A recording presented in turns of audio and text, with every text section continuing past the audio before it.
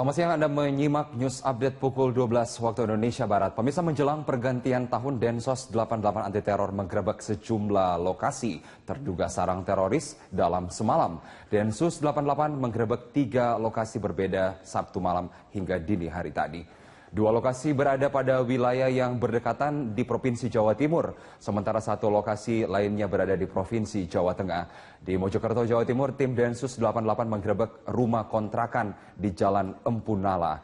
Rumah itu digunakan sebagai tempat terapi pijat dan disewa oleh Indraji Idam Wijaya. Saksi mata menyatakan polisi menangkap 6 orang dari rumah kontrakan tersebut. Selain itu, petugas membawa sejumlah barang bukti dari rumah Indraji, salah satunya dokumen identitas palsu. Polisi juga menggerebek sebuah rumah di Desa Trowulan, RT 4 RW 2, Kecamatan Trowulan, Jawa Timur. Rumah tersebut dikontrak oleh pasangan suami istri M. Hoirul Amin dan Linda sejak Agustus 2015. Dari rumah tersebut, polisi mengamankan keluarga salah satu terduga teroris yang ditangkap di Jalan Empu Nala. Selain itu, Hoirul Amin diduga menjadi satu dari 3 orang terduga teroris yang disergap tim Densus 88 di Jalan Empu Nala. Polisi menemukan buku jihad serta sejumlah barang bukti seperti komputer dan laptop. Sementara di Sukoharjo, Jawa Tengah, polisi menggeledah kontrakan Abdul Karim alias Abu Jundi di Kecamatan Bulu, Sukoharjo.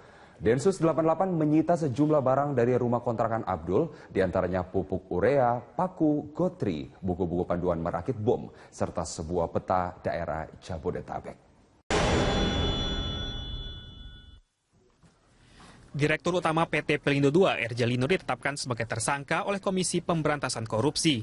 Lino diduga melakukan tindak pidana korupsi dan pengadaan kue kontainer keren QCC tahun 2010 dan mengakibatkan kerugian negara senilai 60 miliar rupiah. Dalam pengembangan penyelidikan, KPK menemukan 2 alat bukti yang cukup untuk menetapkan RJ Lino sebagai tersangka. Surat perintah penyidikan ditandatangani pimpinan KPK pada 15 Desember 2015. Dalam kasus itu, Lino diduga melawan hukum dan menyalahgunakan wewenang untuk memperkaya diri sendiri dan korporasi.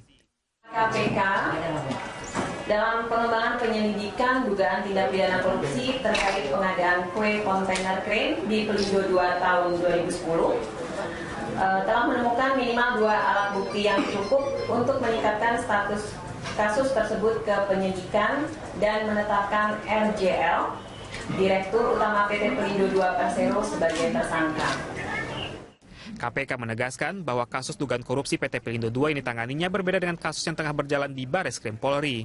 Dalam kasus di KPK yang diduga dikorupsi adalah pengadaan kue kontainer keren pada tahun 2010. Sementara yang tangani Bareskrim Polri adalah kasus dugaan korupsi untuk pengadaan mobil keren pada tahun 2013. Dalam kasus yang ditangani Bareskrim, penyidik telah menetapkan Direktur Teknik Pelindo II sebagai tersangka. Pemirsa, Direktur Utama PT Pelindo II, RJ Lino, ditetapkan sebagai tersangka oleh Komisi Pemberantasan Korupsi. Lino diduga melakukan tindak pidana korupsi dalam pengadaan key container crane atau QCC tahun 2010 dan mengakibatkan kerugian negara senilai 60 miliar rupiah. Sementara itu, saat ini Bareskrim Polri juga menangani dugaan korupsi mobile crane yang terjadi di Pelindo II. Dan untuk membahas berbagai dugaan korupsi yang terjadi di pelabuhan, sudah hadir di studio anggota Pansus Pelindo dari fraksi PDI Perjuangan Bang Masinton Pasaribu. Kami juga mengundang Anda untuk ikut memberikan pendapat atau opini Anda melalui SMS ke 0811 833 5551 atau melalui pesawat telepon di nomor 021 52 900 308 atau 021 52 900 311. Bang Masinton. Yep. Selamat pagi, terima kasih sudah hadir di studio. Iya, pagi Mbak. Sekarang DPR sudah mulai reses dan Pak Lino sudah menjadi tersangka. Yeah. Apakah ini artinya Anda bisa istirahat dulu selama reses sampai menunggu nanti Januari 2016 mulai aktif lagi? Kalau reses itu kan tetap kerja, sidang di luar gedung DPR kan, ke konstituen di Dapil. Ke konstituen di Dapil, Yeah. tapi Dapil Anda? Di Jakarta, jadi enak. Di Jakarta? Iya. Jadi apa langkah berikutnya nanti? Anda juga akan menyambangi Kali Baru begitu untuk New Priok 2? Oh iya, jadi ada banyak kasus ya dalam pengelolaan pelabuhan kita khususnya di Pelindo II. Nah, hasil dari penyelidikan kami di Pansus, teman-teman kami juga kami sudah memanggil banyak pihak termasuk Bareskrim, ya, Mabes Polri, terus kemudian juga berkaitan dengan pengadaan barang dan jasa ya. Kalau kasus-kasus korupsinya, terus kemudian juga berkaitan dengan perpanjangan kontrak JSCT, ya, terus kemudian pembangunan terminal Kali Baru, dan juga persoalan ketenaga kerjaan. Nah, jadi yang sekarang ini yang RJ Lino ditetapkan sebagai tersangka itu kan dalam kasus berbeda dengan yang di Mabes Polri kan. Ya, ini yang 3 kasus ini yang sejak 2012 sudah dilaporkan ke KPK oleh masyarakat, dan di ujung 2015 ini cukup lama ya, sebagai 2012, tersangka. akhirnya 2015 di penghujung akhir tahun begitu. Dan di penghujung jabatan pimpinan KPK periode ketiga. Tapi bagus walaupun agak lambat gitu ya. Nah, kita harapkan memang seperti Bareskrim Mabes Polri juga bisa lebih cepat lagi, karena ada banyak kasus yang juga ditanganin. Jadi yang ada di Bareskrim Mabes Polri ini, di samping persoalan 10 unit mobil crane itu juga ada banyak lagi.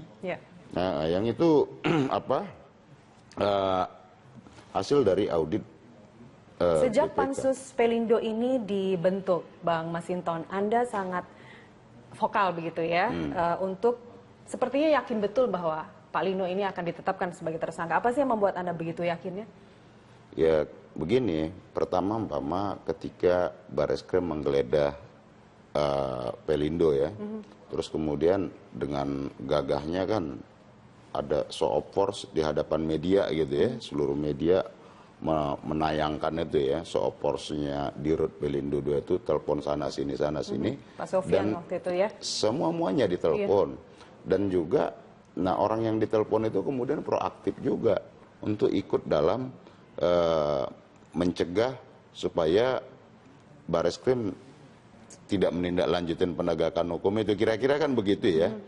Nah, sampai Kabar Eskrimnya sendiri Pak Buas dicopot. Nah, tentu ini mengganggu ini kita nih, nalar ini kita. Ya, ada apa sih gitu ya. Nah, berarti kalau misalnya waktu digeledah polisi Pak Lino nggak telepon sana sini, Anda juga tidak akan kemudian ya mungkin ada kita Pansus semua Pelindo nggak ada yang terbentuk. tahu.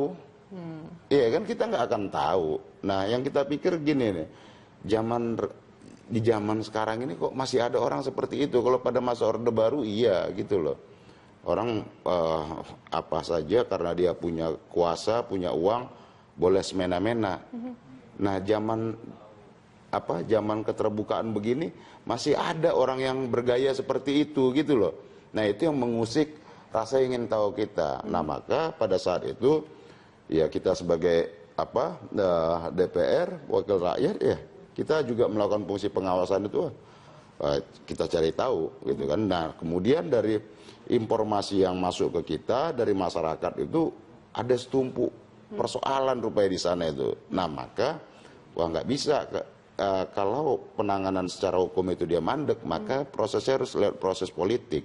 Nah, maka saya menggunakan hak konstitusi saya itu untuk mendorong pembentukan pansus angket tentang Pelindo 2. Bang, bukannya saat penggeledahan itu, kita kembali urut sedikit ke belakang karena Bang Masinton tadi menyinggung sedikit mengenai penggeledahan oleh Bareskrim Polri waktu itu. Bukankah show of force yang Anda sampaikan tadi itu menunjukkan bahwa sebenarnya Pak Lino memang tidak ada apa-apa di sini, semuanya serba transparan, makanya beliau bisa menyebutkan bahwa Pak Sofyan kalau tidak disampaikan ke Presiden saya mundur loh besok. Ya, itu bukannya salah satu harusnya kan begini, indikasi. Kalau ini kan polisi menggeledah itu dalam rangka penegakan hukum. Orang digeledah juga belum tentu bersalah. Betul.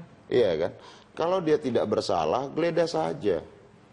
Gitu loh, nggak perlu show of force, telepon sana, telepon sini, minta perlindungan, ya. Dan itu kan terjadi. Kita nggak silakan aja publik menilai sendiri pada saat penggeledahan, terus orang yang menggeledah, yang mau melakukan penegakan hukum itu dicopot, ya kan? Ya, terus seolah kayak puzzle begitu ya, habis digeledah yang direktur utamanya marah-marah, kan gitu. kemudian Nah, kan jelas ada teleponnya Bu Menteri BUMN kepada Kapolri, ya. Ada juga teleponnya RI 2 ke Pak Buas. Nah, gitu-gitu loh. Itu kan berangkai semua. Nah, terus ada apa kok orang seperti ini di backingi? kan gitu ya. Nah silakan aja kita mencerna sendiri aja ada apa di balik itu. Yang membackingi itu orang-orang kuat, Bang. Pansus iya. tetap akan melanjutkan. Harusnya kan begini ya, dalam ranah penegakan hukum pemerintah harus mendukung, bukan malah menghalang-halangi gitu loh, atau mengintervensi. Nah begini coba, jangan kayak di KPK sudah ditetapkan tersangka di KPK, jangan lagi ada intervensi dong. Kan ternyata terbukti bersalah, walaupun dengan kasus yang berbeda, gitu loh. Itu. Baik. Sekarang Pansus Pelindo, sekali lagi kita sekarang sedang reses ya Bang, jadi penutupan di masa sidang kemarin. Apa yang akan diungkap nanti berikutnya? Kali baru, New Priok, apa yang Anda temukan? Iya, jadi persoalan ketenaga kerjaan sama pembangunan terminal pelabuhan baru Neo Priok itu. Apa saja yang sudah Anda temukan, Bang? Di situ itu nanti kita akan mendalami ya tentang pembangunannya, pembangunan pelabuhan itu berkaitan dengan kontraknya, ya kontraktor yang mengerjakan. Apakah semuanya dilakukan ada markup penunjukan juga. Langsung? Iya, nanti prosesnya nanti akan kita dalami dan akan ketahuan semua juga termasuk dengan investasi yang disebut dengan global bond itu, ya. Duit hutangan dari luar negeri, sindikasi 6-7 bank internasional itu termasuk Dutch Bank, Paribas, ANZ itu terlibat di sana. Kita akan bicarakan itu lebih lanjut. Pemirsa tetap bersama kami kembali saat lagi.